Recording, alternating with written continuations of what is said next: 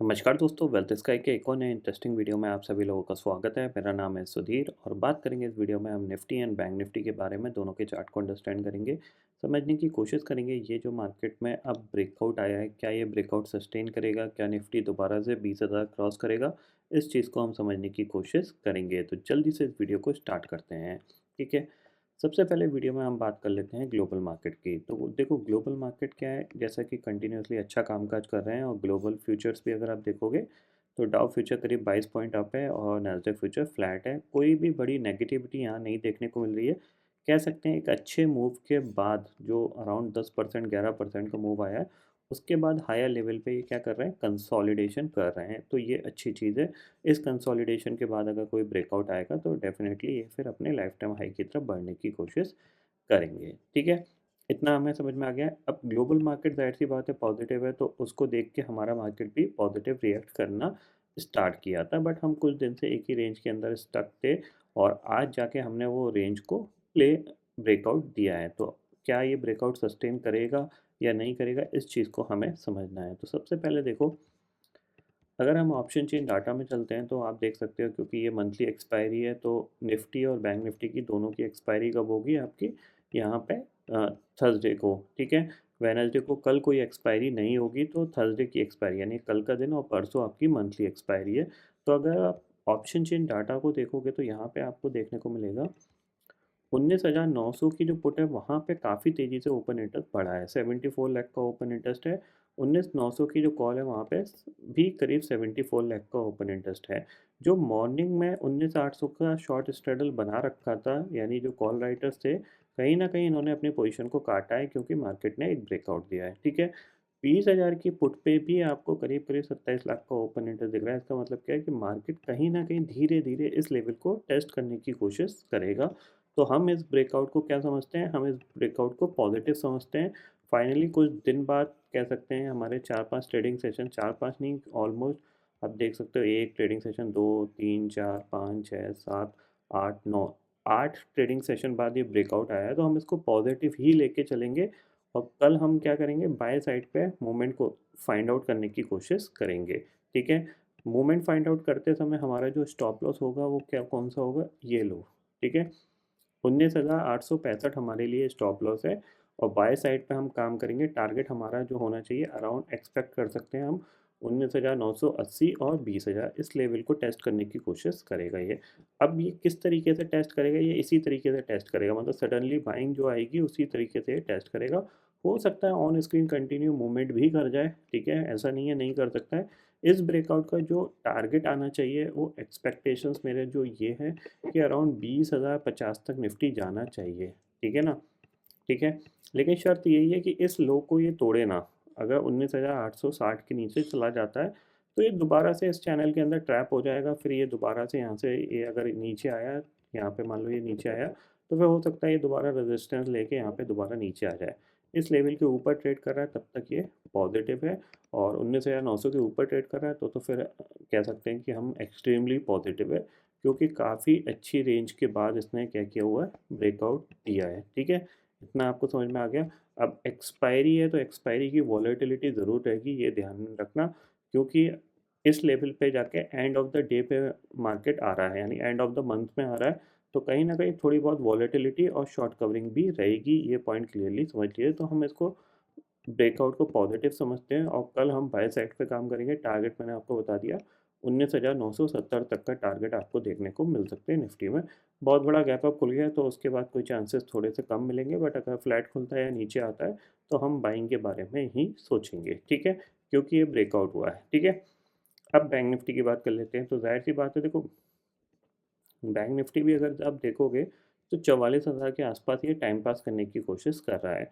तो इसमें भी थोड़ी बहुत बाइंग आ सकती है। इसके लिए जो टारगेट है, पहला 44,050 और दूसरा अराउंड 44,160 है। एक चीज़ ध्यान में रखिएगा, अगर ये 44,000 के ऊपर निकलता है, ये ट्रेंड लाइन मैंने इसलिए खींच रखी है क्योंकि ये जो रिसेंट लो बना था एक्सपायरी वाले दिन, उससे लेके ये अभी तक यहाँ कहीं इस पर सपोर्ट लेने की कोशिश कर रहा है। तो आप इस पर ध्यान रखना कि ऊपर अगर ये 44,000 निकालता है तो 44,160 और 44,250 इसके टारगेट बन सकते हैं।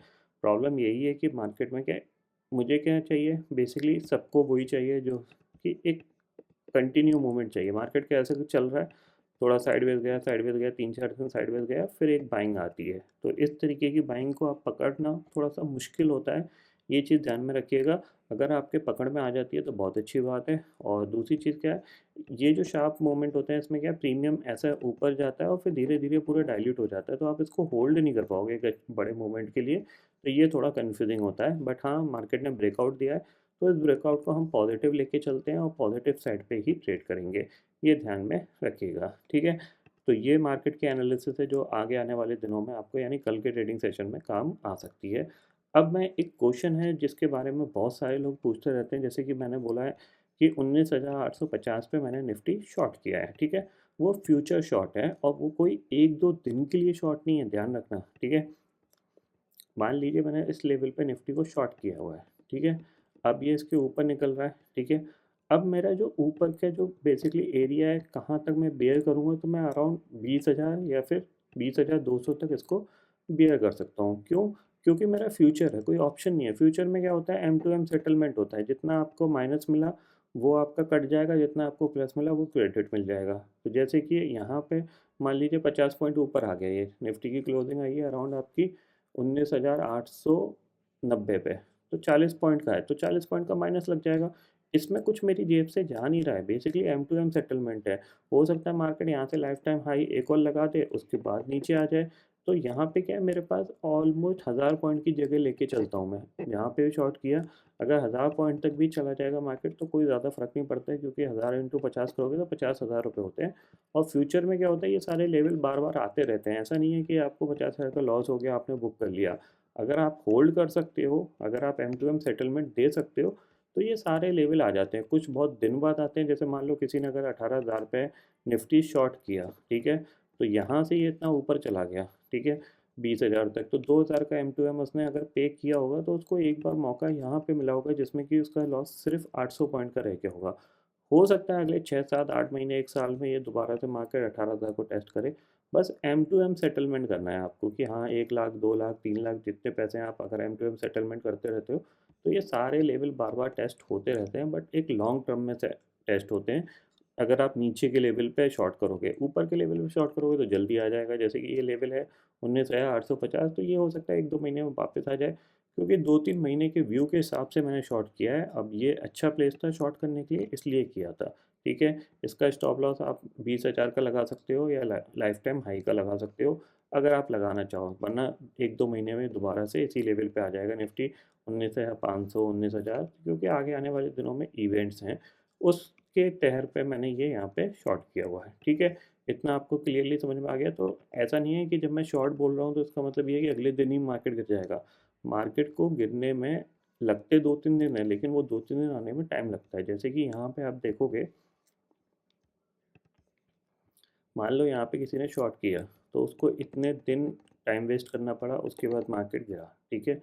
सेम चीज़ यहाँ पे है, अगर किसी ने यहाँ पे शॉर्ट किया तो हो सकता है यहाँ पे दिसंबर मंथ, जनवरी भी आधा खा जाए, उसके बाद ये गिरे, ठीक है ना? तो ये पॉइंट ध्यान में रखिएगा कि हमेशा जब मार्केट नेगेटिव होता है या शॉर्ट गिरता है, थोड़ा-सा फास्ट गिरता है, बट कुछ दिन में ही गिर जाता है, तो वो टाइम वेस्टिंग ज़्यादा रहता है। जैसे यहाँ पे क्या है, टाइम वेस्टिंग ज़्यादा हो रही है, ना ये ऊपर जा पा रहा है, ना नीचे आ पा रहा है, तो ये टाइम वेस्ट है, ठीक है? यहाँ पे ऑप्शन सेलर्स के लिए पैसा है, अगर वो फ्यूचर में कोई ट्रेड कर रहा है, सॉरी, ऑप्शन में जो ट्रेड कर रहा है, उसको यहाँ पे ज़्यादा लॉस हो सकता है, फ्यूचर वाले को इतना नहीं हो सकता, क्योंकि फ्यूचर में क्या है, आपका कोई टाइम वैल्यू नहीं होती, ठीक है ना? तो फ्यूचर आपका एम टू एम सेटलमेंट के हिसाब से चलता है, तो उसमें ज़्यादा टेंशन लेने की ज़रूरत नहीं होती है, अगर आपके पास पैसे हैं, ठीक है? इतना आपको क्लियरली समझ में आ गया? तो आई होप दोस्तों ये पर्टिकुलर डाटा आपको समझ में आ गया होगा दोस्तों। फिलहाल इस वीडियो में इतना ही है। आई होप ये वीडियो आपको पसंद आएगा। वीडियो पसंद आता है तो लाइक और शेयर ज़रूर करिएगा, और चैनल को जो सब्सक्राइब कर लीजिए, क्योंकि मैं सुधीर लेके आता रहूँगा हर दिन आपके लिए नए-नए वीडियो। इसी के साथ शुक्रिया दोस्तों। जय हिंद।